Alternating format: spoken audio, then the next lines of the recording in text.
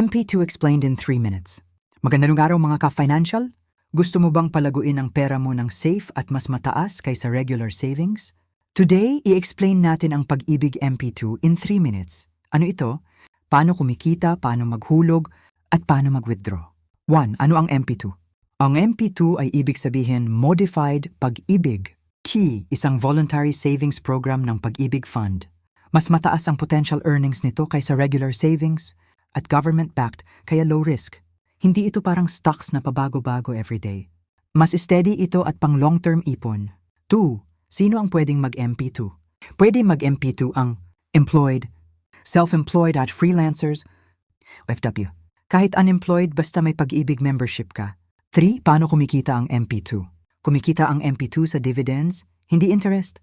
Ibig sabihin, depende sa performance ng Pag-ibig Fund kung gaano kalaki ang dividend rate kada taon. Ang dividends ng MP2 ay tax-free, kaya mas sulit. 4. Magkano ang hulog at paano maghulog? Minimum hulog ay 500, pero pwede kang maghulog monthly. Mapaminsan-minsan?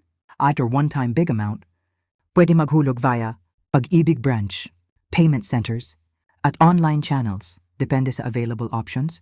5. Kailan mo makukuha ang pera? Ang MP2 ay may 5-year maturity. After 5 years, pwede mo nang i-withdraw ang savings plus dividends. May dalawang option ka. Annual payout. Kinukuha mo yearly ang dividend, i-compounded. Hinahayaan mong lumaki. Hanggang year 5, mas common at mas malaki usually. 6. Para kanino ang MP2? MP2 is perfect kang. Gusto mo ng low-risk ipon?